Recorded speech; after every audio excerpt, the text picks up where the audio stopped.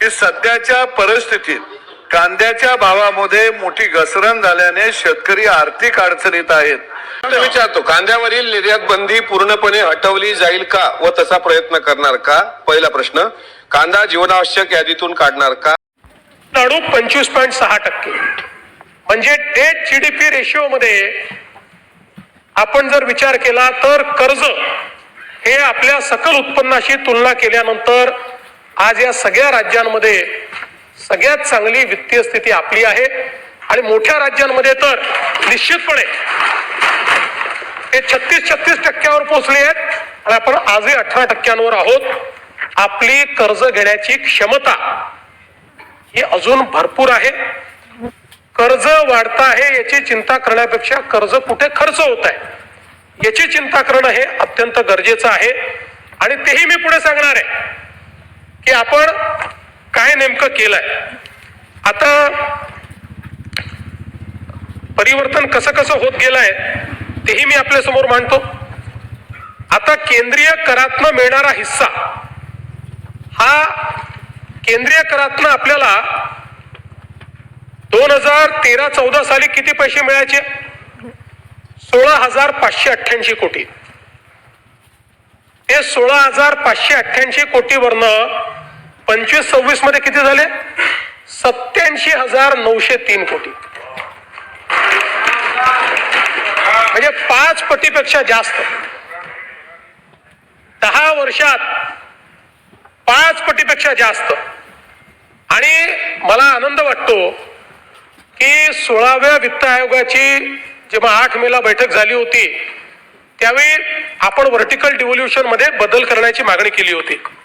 आपल्याला माहिती आहे जयंतराव की गाडगे मुखर्जी फॉर्म्युला हा आजही चाललेला आहे. इन्कम डिस्टन्स मेथड जो त्या काळात आला तो इन्कम डिस्टन्स मेथड महाराष्ट्र सारख्या राज्याला ज्याचा जीडीपी जास्त आहे त्याला त्याचं नुकसान आहे.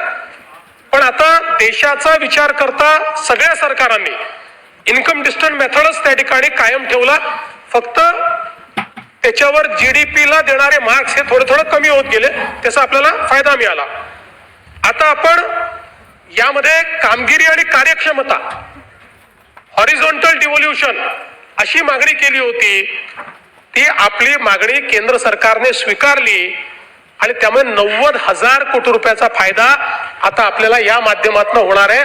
केंद्र सरकारच्या माध्यमातून आपल्याला ते पैसे आपल्याला या ठिकाणी मिळणार आहे.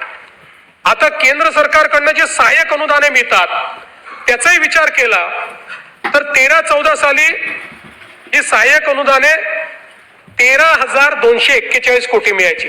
13,241 ती आता झाली 68,000 कोटी रुपये वार्षिक. म्हणजे हे पण जवळपास 5 पट या ठिकाणी त्याच्यात वाढ झाली आहे. आणि आपण जर या ठिकाणी विचार केला तर दुसरा महत्वाचा निकष काय आहे की एखाद्या अर्थव्यवस्थेकडे पाहत असताना डेट जीडीपी रेशिओ सोबत राजकोषीय तूट ही 3% आत असली पाहिजे असं आपण या ठिकाणी म्हणतो. FRBM ऍक्टने पण ते सांगितलेलं आहे.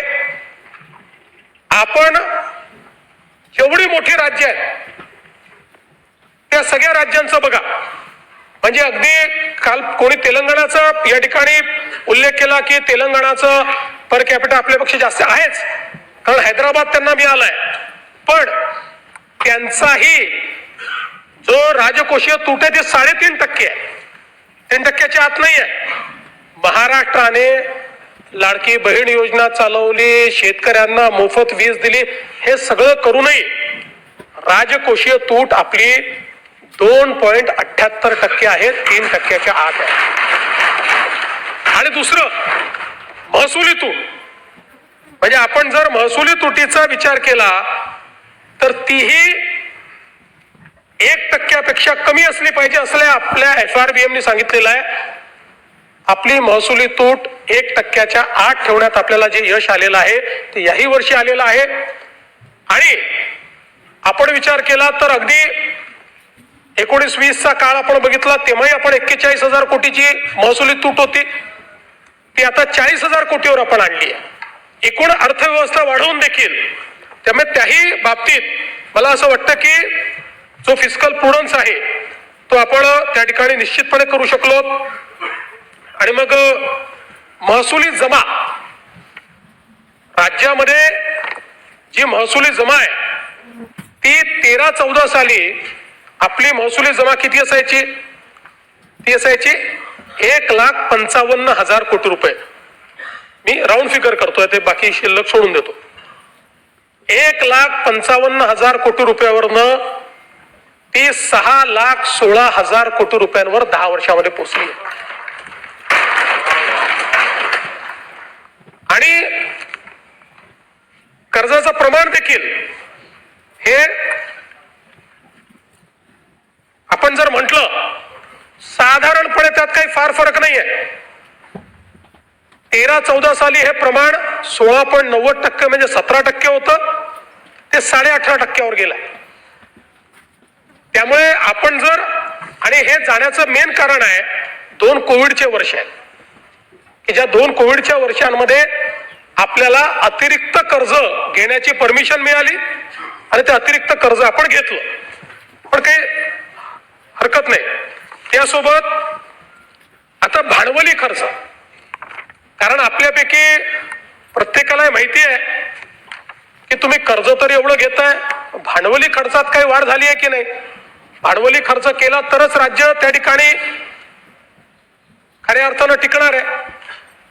आणि म्हणून 13-14 साली आपला भांडवली खर्च होता वर्षाला 25,129 कोटी. 25,129 कोटी. आता तो किती झालाय?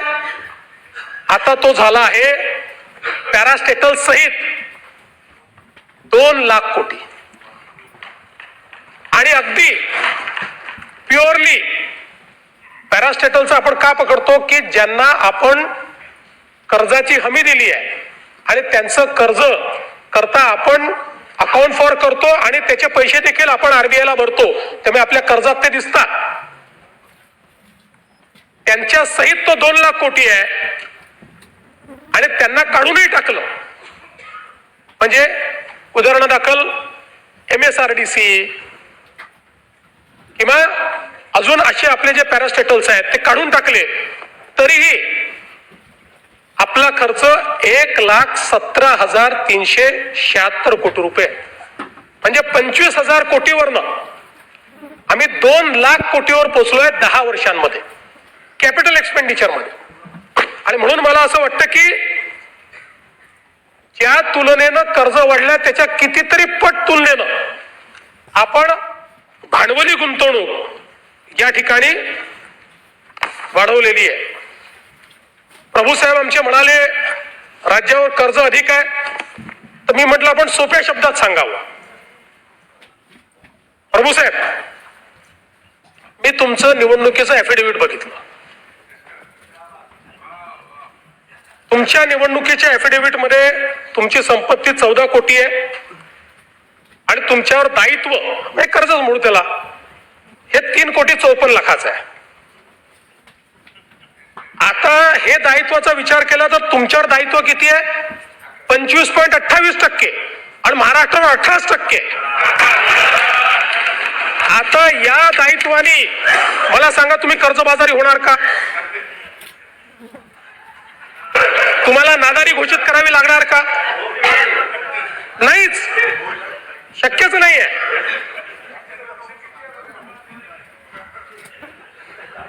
अरे आमच्यासारखे मित्र आहेत तुमच्यासोबत, काय चिंता करता? पण नाहीच. म्हणून म्हटलं सोप्या शब्दात लक्षात घ्या की जसं हे कर्ज घेतल्यामुळे तुम्हाला नादारी घोषित करावी लागणार नाही, तुम्ही कर्जबाजारी होणार नाही, ती परिस्थिती महाराष्ट्राची तुमच्यापेक्षा थोडी उत्तम आहे.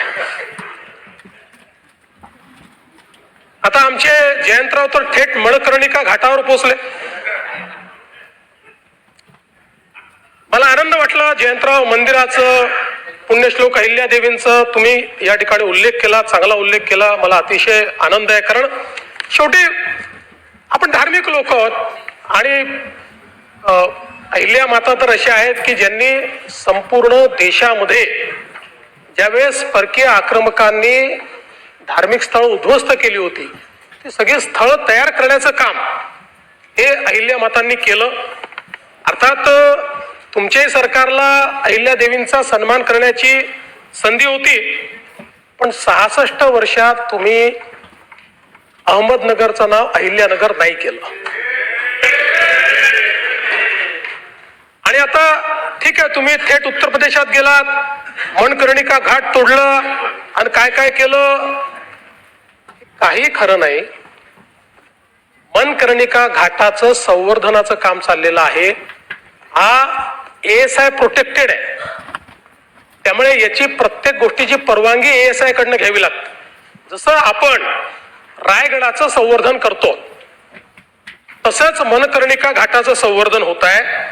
आणि तिथे जे काही आहे अंत्यसंस्कार घाट, लाकूड ठेवण्याची जागा, धार्मिक विधीची जागा, मुंडन जागा, इतर बसण्याची जागा, प्रसाधन गृह, पिण्याच्या पाण्याच्या सुविधा, या सगळ्या गोष्टी तिथल्या सर्व मूर्तींचं जतन करण्यात आलेलं आहे. आणि यासोबत मणकर्णिका घाटावर असलेल्या मसनाथ मंदिर, महाकाल मंदिर, तारकेश्वर महादेव मंदिर आणि अन्य मंदिरं आहेत त्याचं संवर्धन केलं जात आहे, तेही ASIच्या मार्गदर्शनाखाली. जसं आपण आपल्या ज्योतिर्लिंगांचं करतोय तशाच पद्धतीनं कुठलंही मंदिर तोडलं जाणार नाही, कुठलीही मूर्ती काढली जाणार नाही. उलट हा घाट वापरणं अधिक सुविधाजनक व्हावं या संदर्भात हे काम चाललेलं आहे. आणि त्या संदर्भातले सगळे फोटो देखील मी घेऊन आलोय, नंतर तुम्हाला पाठवून देतो की आज काय परिस्थिती आहे, नंतर त्याचं काय होणार आहे. आणि त्याचे जे मान्यता सगळ्या ASIने दिलेल्या आहेत. त्यामुळे मला असं वाटतं की तुमच्यासारख्या माणसांनी तरी अशा नरेटिव्हच्या भानगडीत पडू नये. हुशार माणसं जी असतात त्यांनी आकड्यातनं, तर्कातनं आपला नरेटिव्ह तयार केला पाहिजे.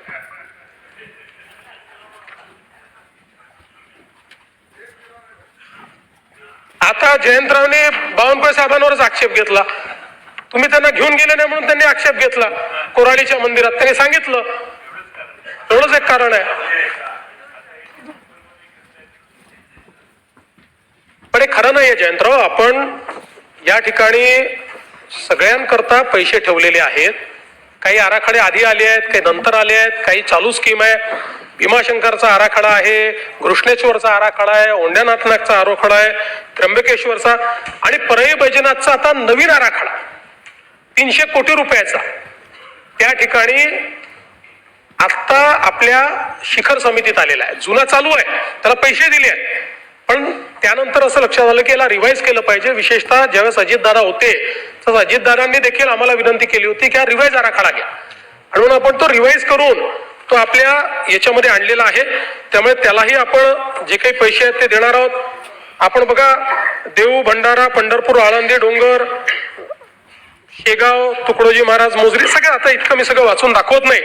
पण असं फक्त बावनकुळे साहेबांना दिलं आणि इतरांना दिलं नाही हे योग्य नाही. तर हा, आणि तुम्ही तरी नेलं नाही त्यांना. ते म्हणतात पहिला निधी तुम्हीच दिला होता आणि तरी नेलं नाही म्हणून प्रॉब्लेम आहे.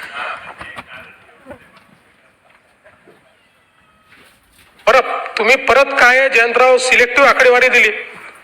तुम्ही सांगितलं 59% निधी बजेटमध्ये भाजपला, 22% शिवसेनेला, 19% राष्ट्रवादीला, असं तुम्ही सांगितलं. आता ठीक आहे, आमच्याकडे संख्याबळ जवळपास असंच आहे. पण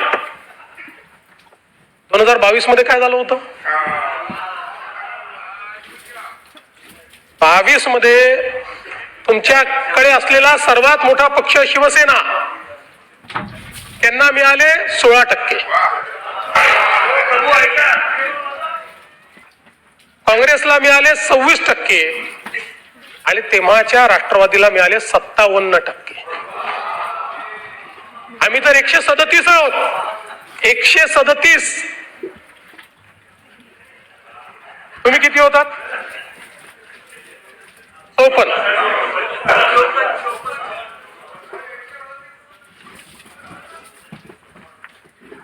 त्यामुळे मला असं वाटतं की मुळात आपल्याला हे माहिती आहे, असं विरोधी पक्षात आम्ही मांडतो, तुम्ही मांडता, मांडले गेलं पाहिजे. पण शेवटी कोणाकडे कुठली खाती आहेत याच्या आधारावरही ते बरेच वेळा निधी मिळतो. आणि अनेक वेळा असे असतं की काही खात्यांमध्ये उदाहरणादाखल आता नगर विकास खातं आहे. नगर विकास खात्यामध्ये MMRDA ला आता जवळपास आपण 1 लाख कोटीची कामं करतो.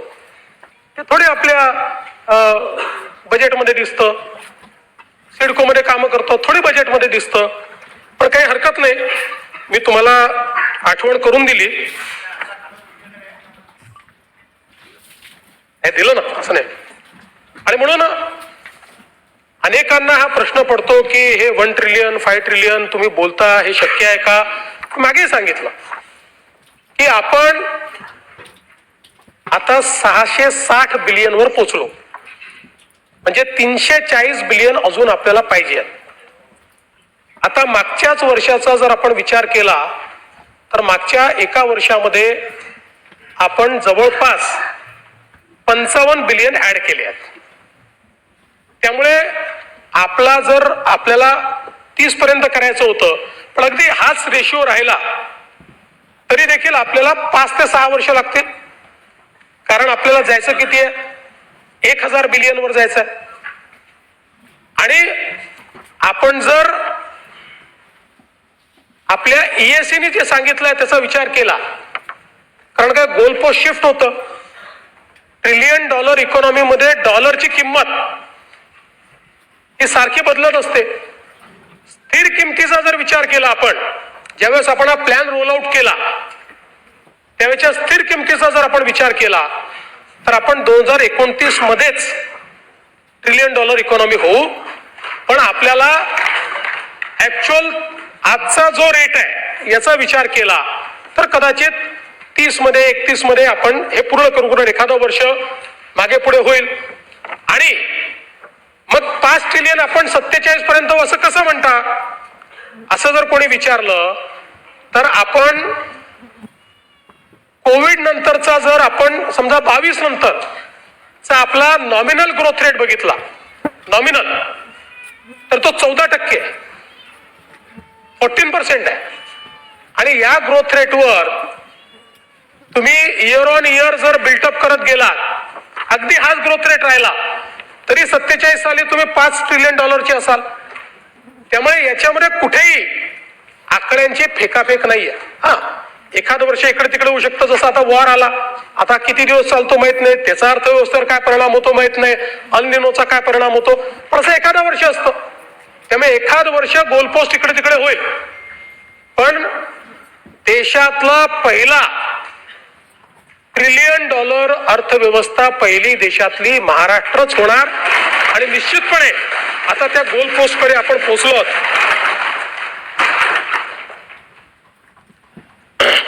प्रधानमंत्री आवास योजनेच्या संदर्भातला विषय देखील या ठिकाणी मांडण्यात आला. आणि त्यामध्ये तरतूद कमी करण्यात आली असं सांगण्यात आलं. हे खरं नाही आहे.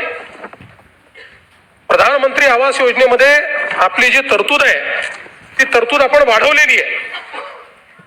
आणि एकूण आपण जर विचार केला तर 14,300 कोटी रुपयाची तरतूद आपण केलेली आहे प्रधानमंत्री आवास योजनेमध्ये. आणि आता याच्यामध्ये विशेषतः प्रधानमंत्री आवास योजना ग्रामीण आपण बघा, 2022 पर्यंत सर्वांना घरे अशा प्रकारची जी घोषणा होती ती घोषणा कशावर आधारित होती? ती होती 2011च्या 12च्या SCCC सेन्ससवर. SCCC चा जो सोशिओ इकॉनॉमिक सेन्सस झाला होता त्यामध्ये महाराष्ट्रामध्ये जेवढे बेघर दाखवले होते, देशात जेवढे बेघर दाखवले होते त्यांना 2022 पर्यंत घर द्यायचं होतं. आणि त्यानुसार तो आकडा आपण पूर्ण केला.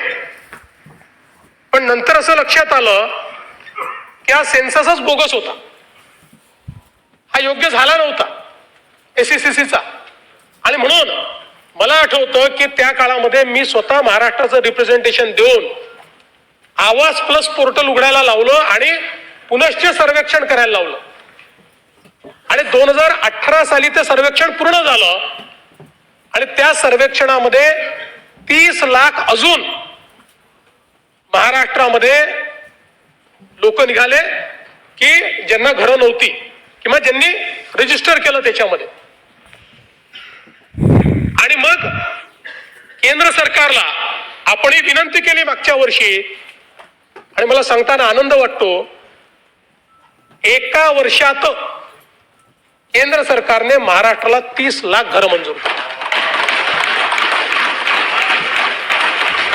आणि एवढंच नाही तर आम्ही सांगितलं की हा आकडा 19चा आहे, कदाचित याच्यात 4-5-10 लाख लोक अजून वाचले असतील. पुन्हा पोर्टल उघडलं आणि पुन्हा नव्याने रजिस्ट्रेशन आपण केलं, ते आता फायनल होत आहे.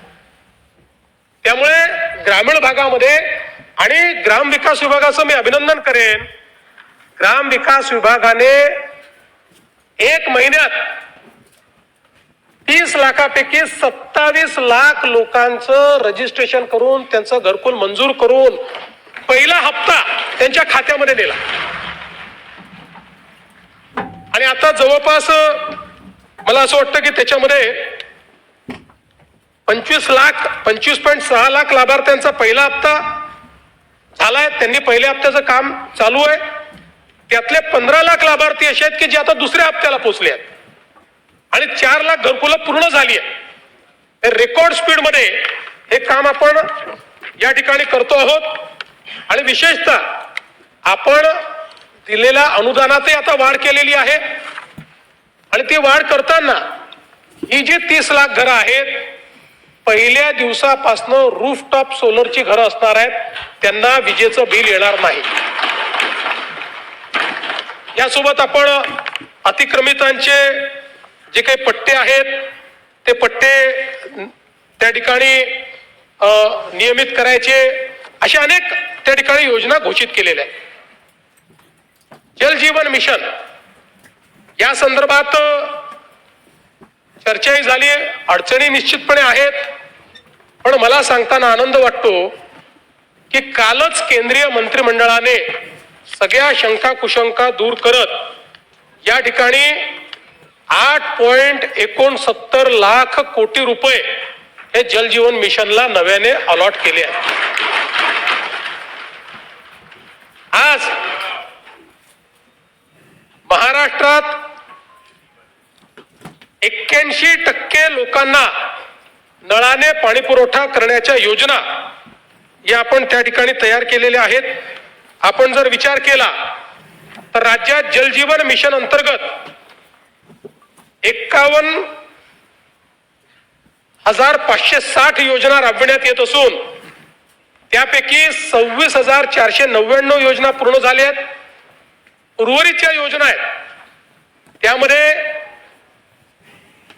75% 99% काम झालेल्या योजना 8,766, 50% ते 75% काम झालेल्या योजना 7,669 योजना, 25% ते 50% 4,953 योजना, 25%च्या आत ज्यांचं काम आहे 3,354 योजना आणि ज्यांचं कामच सुरू झालं नाही अशा 367 योजना आहेत. या सगळ्या योजनांची नव्याने त्या संदर्भात आखणी करणं, जिथे सोर्स प्रॉब्लेमॅटिक आहे तिथे नवीन सोर्स बघणं, फेर प्रशासकीय मान्यता देणं, अशा पद्धतीचं एक काम करण्यात आलं आहे. आणि सातत्याने एक गोष्ट आपल्या सभागृहासमोर येते आणि ती खरी देखील आहे की जवळपास 15,000 कोटी रुपयाची देणी ही जलजीवन मिशनची या ठिकाणी बाकी आहे. मला आता सांगताना आनंद वाटतो की या वर्षामध्ये यापैकी 12,800 कोटी रुपये हे केंद्र सरकार आणि राज्य सरकार तरतूद झाली आहे, ते आपल्याला मिळणार आहे. 12,800 कोटी रुपये. बाकी आपण मग काही अजून ऑनगोईंग योजना असतील, काही आपण कर्ज घेणार आहोत. त्यामुळे हा जो काही एक तिढा जलजीवन मिशनचा निर्माण झाला होता. नाही 1400 कशी आहे यावर्षी 1400 प्लस 1400 असे 2800 आणि 5000ची पुढची 5000 मॅचिंग घालवायला 50% आहे ना, ते देत नाही म्हणून आपण देत नाही आहोत. त्यामुळे असं 12,800 कोटी रुपये हे या वर्षात आपल्याजवळ उपलब्ध असणार आहे.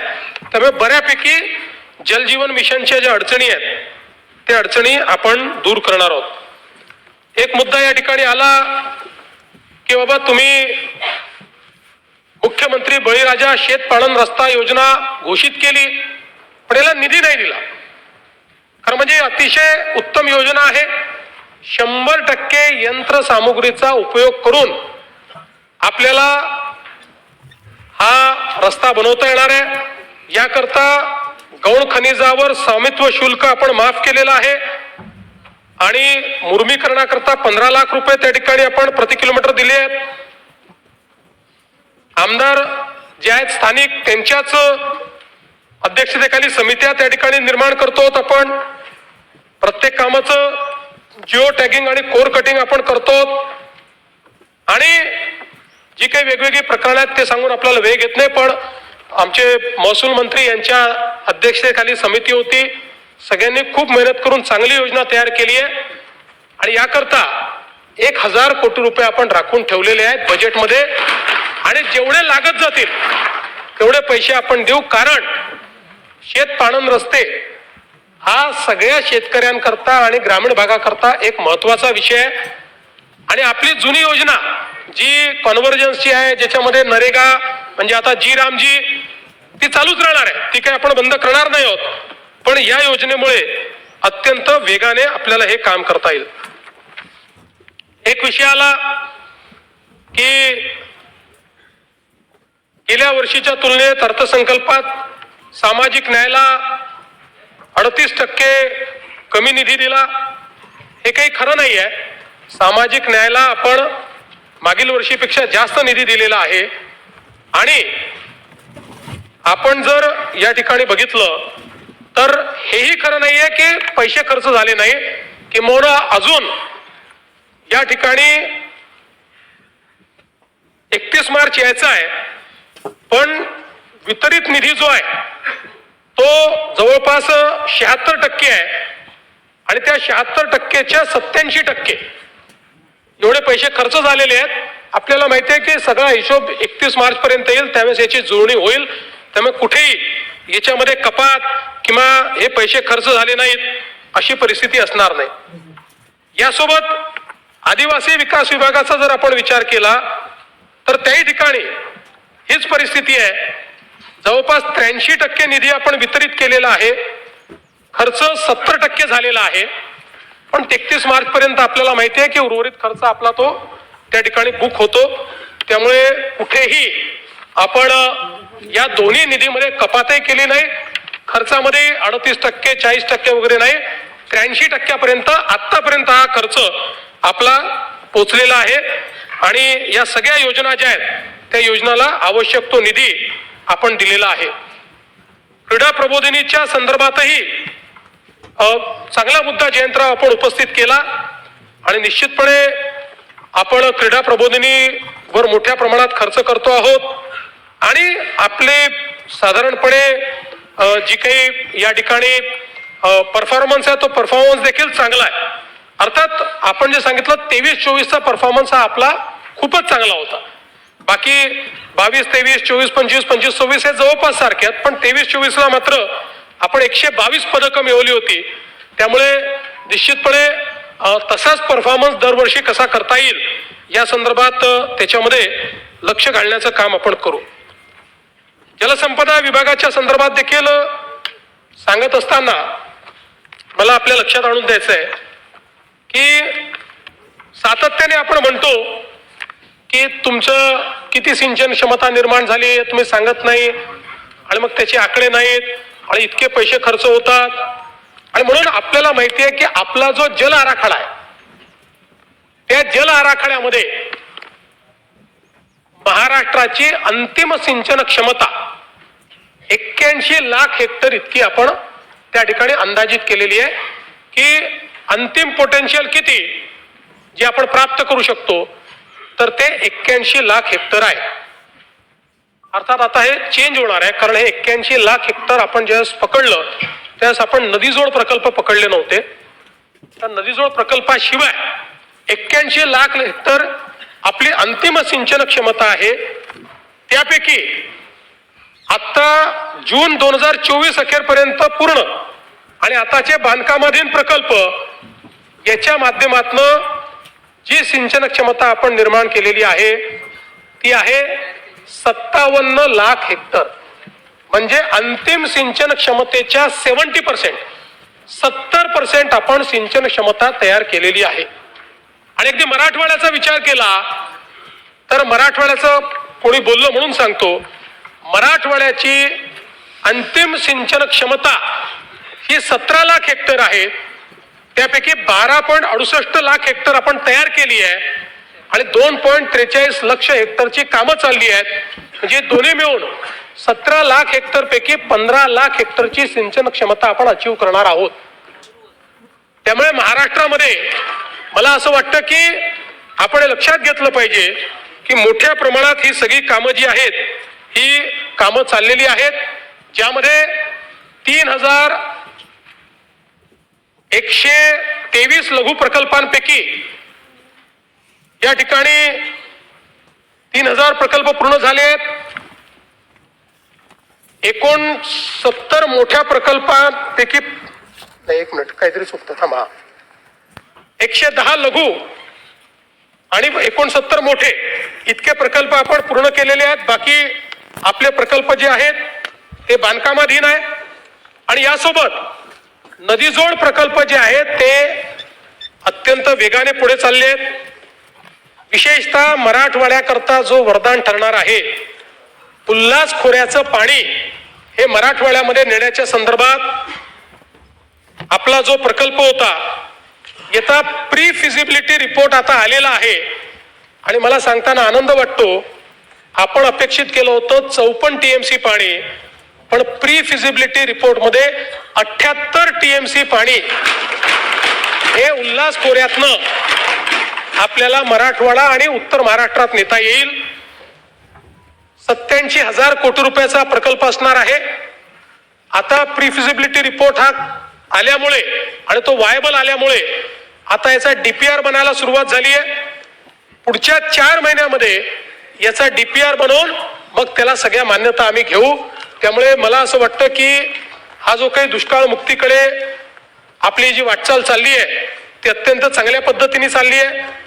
दमणगंगा, वैतरणा, गोदावरी नदीजोड प्रकल्प 5.68 TMC हा पुढे गेलेला आहे.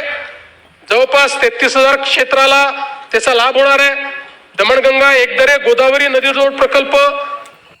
शेतकरी मित्रांनो, आज अनिल परब असतील किंवा अमोल मिटकरी असतील, जयवंत पाटील असतील, विरोधी पक्षी नेत्यांनी व बऱ्याच आमदारांनी प्रश्न उपस्थित केला व काल सदाभाऊ खोत यांनी सुद्धा प्रश्न उपस्थित केला की कांद्याला भाव मिळत नाही व कांद्याला अनुदान द्या किंवा हमी भाव किंवा निर्यातीविषयी कुठलं तरी धोरण अवलंबा. पण मुख्यमंत्री देवेंद्र फडणवीस यांनी आज प्रश्न विचारला असता कांद्या प्रश्नाविषयी, अनुदानाविषयी व कुठल्या हमीभावाविषयी बोलण्यास तयार नाहीत. वेगवेगळ्या प्रकारचे प्रश्न उत्तर देत व टाळाटाळ करत कुठल्याही प्रकारे कांदा विषयावर बोलण्यास तयार नाहीत. मित्रांनो, हे आहे आपल्या कांदा उत्पादक शेतकऱ्यांची शोकांतिका. कुठल्याही प्रकारे निर्यातीविषयी किंवा रोड ट्रॅप असेल किंवा हमीभाव असेल किंवा कांदा अनुदान असेल याच्यावरती ब्र म्हणून शब्द काढण्यास तयार नाहीत. मित्रांनो, खरंच मुख्यमंत्री देवेंद्र फडणवीस आपल्या कांदा उत्पादक शेतकऱ्यांसाठी योग्य आहेत का, याबद्दल तुम्हाला काय वाटतं कमेंट नक्की करू शकता. धन्यवाद.